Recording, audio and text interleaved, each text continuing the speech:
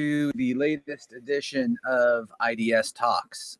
If this is your first time, welcome. If you are a longtime listener or viewer, welcome back. Today, I have the pleasure of speaking with Dan Ruprecht and Tim Latulip. This is not our tea time, gents, because today, January 28th, Data Privacy Day. Who's excited? My God. Seriously. I mean, amazing. First, perhaps people have not had the pleasure of watching us in our tea time conversations. So just briefly, if you could each introduce yourselves and share with our audience what you do here at iDS. Sure.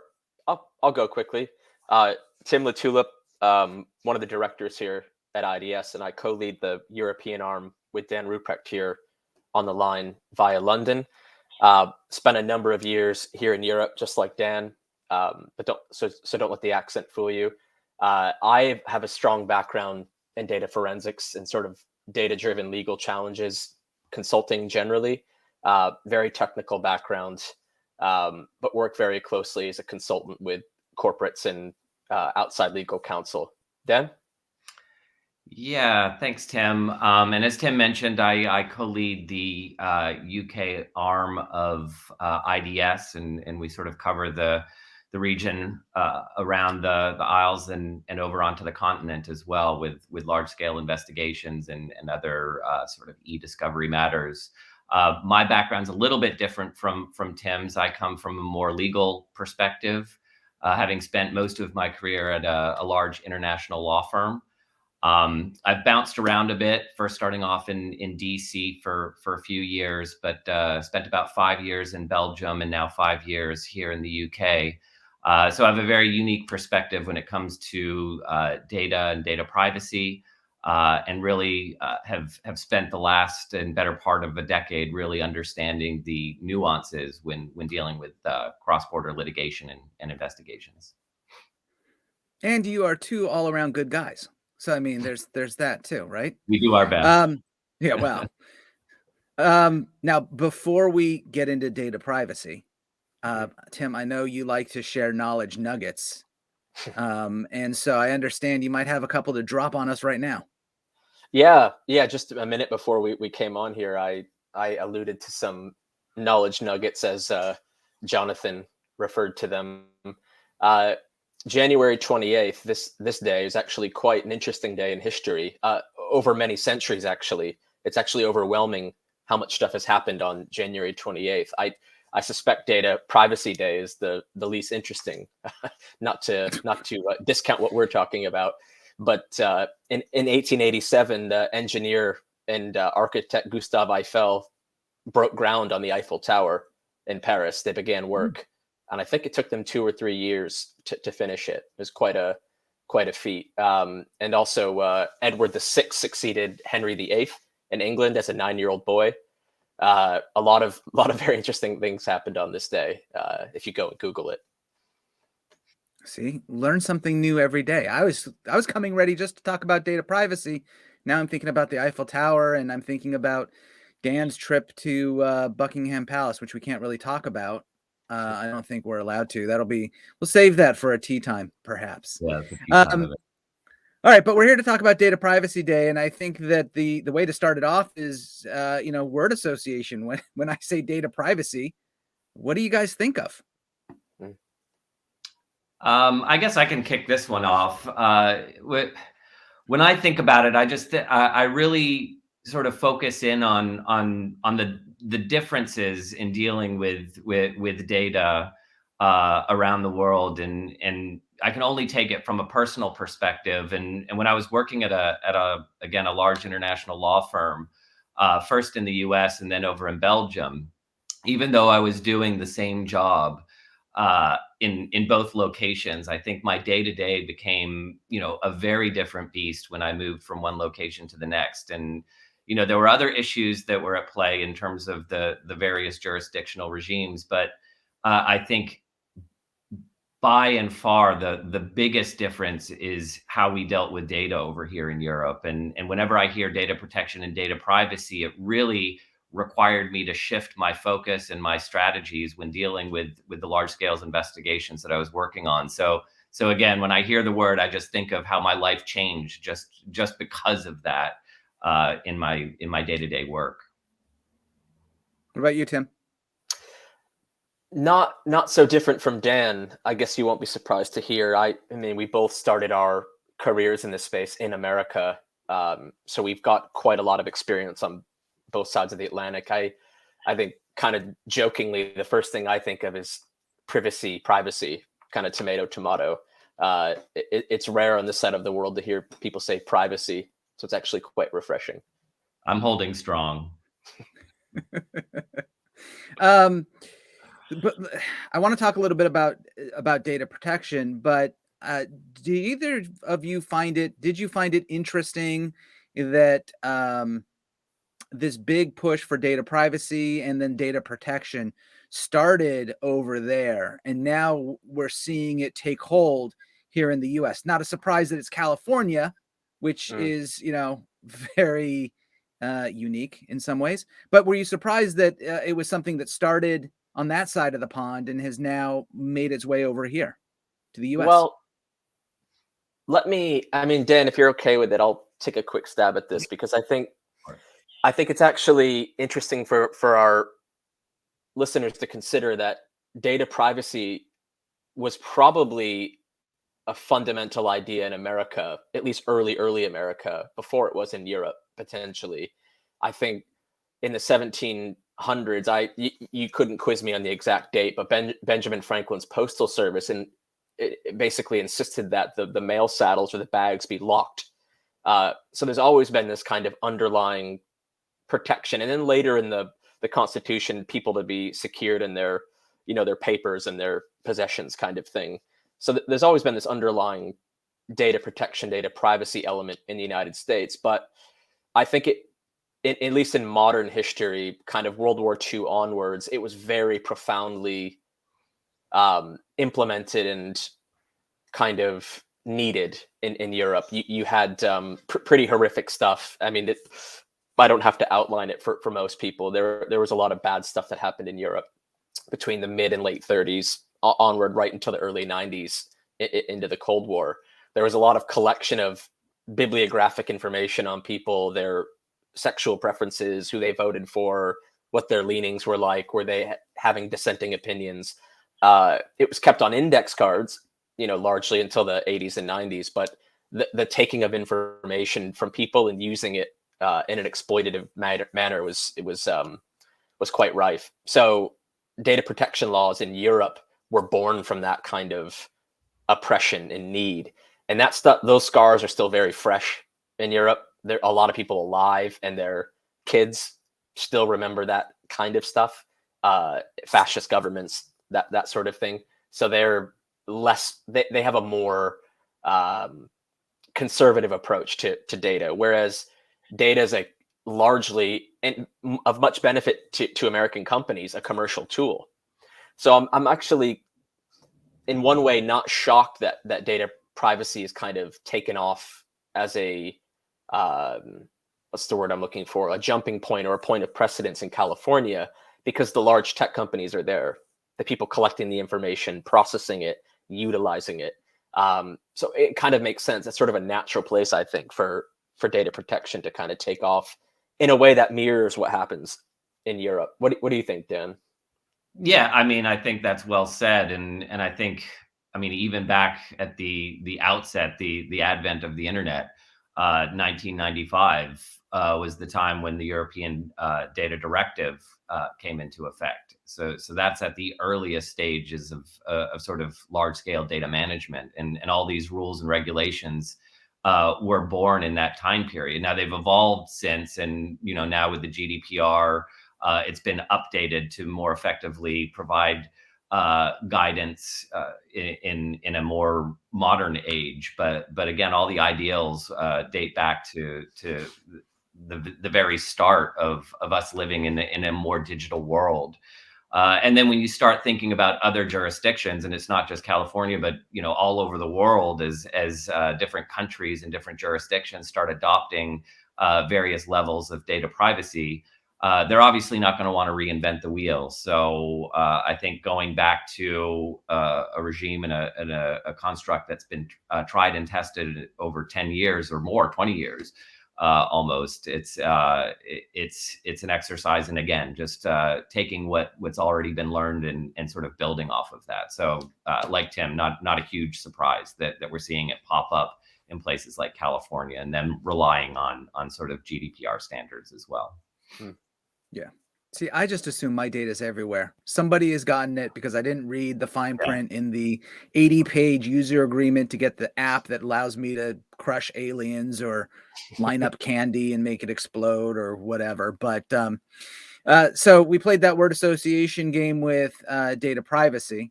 Let's do the same with data protection. So when I say data protection, what comes to mind? And we'll go, I think we started with Tim before, maybe. So we'll start with Dan. If I'm wrong, we're still starting with Dan.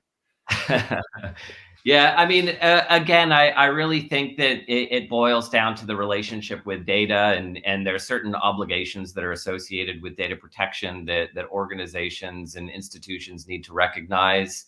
Everyone has their own view. Like you just said, you have a very sort of open relationship with your data, and you don't care who has it and what. But others have a very different point of view in that respect, and they don't want anyone to know anything about them or have any kind of inclination or understanding of what makes up that person from a digital perspective. So you really have to take into consideration all those different views and relationships with data, and make sure that you're meeting those obligations. So when I think of data protection, I think of what organizations can do to essentially protect those rights of the individuals and ensure that they are being taken into consideration, no matter where you fall on that spectrum. Now, look, let me be clear. I care about my data. I don't like other people having my data. I just assume that I could try to stop it, but it's out there in so many places that basically I'm in trouble. I actually laugh about that a little bit because I have one of these Amazon Alexas that makes Tim cringe, actually. But there's all of this information. We're constantly asking it questions. And if they're creating a profile on me, it's got to be one of the most scattered, because I've got an 8-year-old and an 11-year-old that are just asking the craziest questions. So if they're trying to figure out who I am, they're going to have some really weird stuff about unicorns in there, I'm sure. Yeah. Oh, Tim, I think we have our topic for our next tea time. We'll just have Ruprecht go into his history, the voice history, or the command history in his Alexa app, and tell us what the last 10 were. That could be fun. Yeah. I like that. Yeah, be all unicorns, I'm sure. Yeah, exactly. Belgian beer and unicorns. Yeah. Come on, let's be serious here. In that order, Tim. Yeah, same. Right. Same question. If I'm remembering right, kind of word association with data protection. I kind of find the terms nebulous, and I think people use them interchangeably. I tend to think of data privacy as the rights that people enjoy, whereas data protection is, and I think maybe Dan alluded to this as well slightly, it's the measures and the mechanisms that people put into place to control their data to stay in line with their local laws, whether it be a directive or a regulation that's just wide scale kind of legislated, like it is here in the European bloc. Yeah, I mean, and to your point, Jonathan, I mean, I don't believe that you don't care about your data. I just think I think a lot of people trade privacy for convenience. They just, it's easy to sign up for Gmail and these things and just have access to it. You assume underneath the hood there's something going on, and you're right, because nothing's free. But I guess you can't put the genie back in the bottle. Maybe a lot of your data is already being used. Yeah, interesting. Well, the topic of data privacy and data protection, we could have a whole day on video or on our audio podcast. But the reality of it is, people who are listening have already graciously given us this time. So what I'd like to do is actually just kind of close out on if there are 3 takeaways related to data privacy and data protection that you think people should have in mind. What would they be? I can kick this off, and I'm sure Sure. Tim will have stuff to add to it. But I think first and foremost, because it is a fairly robust topic and one that needs to be navigated very carefully depending on what jurisdiction you're working in. I would say first and foremost, if you do come across personal data or personal information about individuals, and in particular, if they're from locations that you know data privacy and protection is taken very seriously with huge legal ramifications associated with it, I would say your first protocol is to reach out to legal counsel, either internal or external, to help that sort of navigation process. It's not an easy document to navigate or an easy concept to grasp. So I think getting someone on board who is focused on that area of the law is very important. Mm. Yeah, a second point I guess I would add is that the rest of the world is not the United States.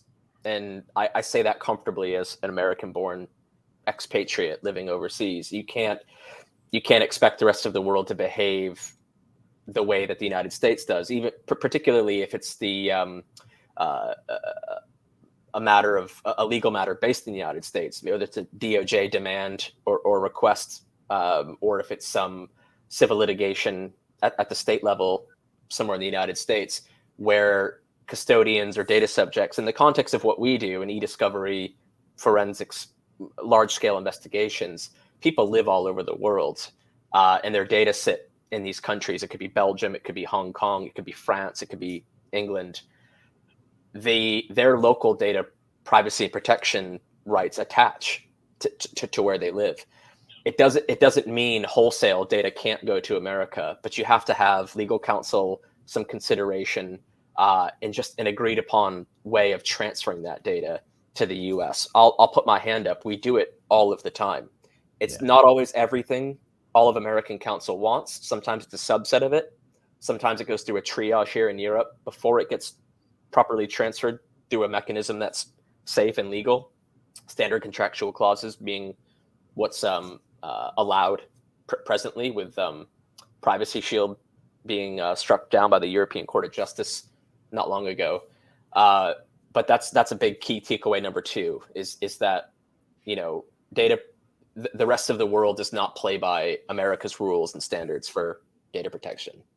Yeah, and I think that was a good segue into what I would say is the third takeaway, which is it's never no. There are always avenues, and Tim mentioned a couple of them in terms of being able to, one, process data, but two, also review and transfer that data. And working with legal counsel and your service providers, being able to set up those frameworks and legally transfer that data or legally process and review that data.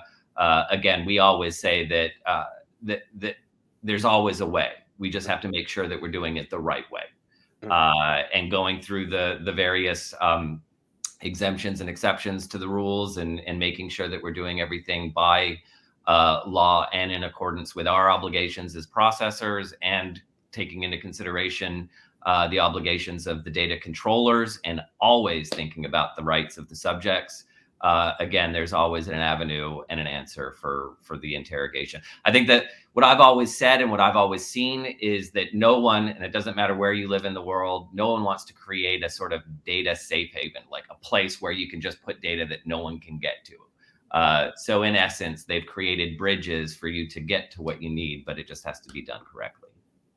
Yeah. Well, look, I know the two of you are dying to get out there to celebrate Data Privacy Day. I'm sure huge celebrations are planned. For our watchers and our listeners, if you have other questions that you would have liked to have asked Dan and Tim, please feel free to email us at info@idsinc.com. I'll make sure that the questions get over to the two of them, and they're happy to have a conversation. If this is your first time joining us for iDS Talks, please go to your favorite place to get your podcasts. If you're watching this on video and you aren't subscribed to our podcast, go there, listen to the exciting Tea Times and other videos that we have recorded, other podcasts recorded. If you are listening to this on a podcast and you'd like to see these in video format, please go to the iDS Talks YouTube channel and you can subscribe there. Again, Dan, Tim, thanks for spending some time with me today. I look forward to our next conversation, and happy Data Privacy Day. Have fun all. Pleasure.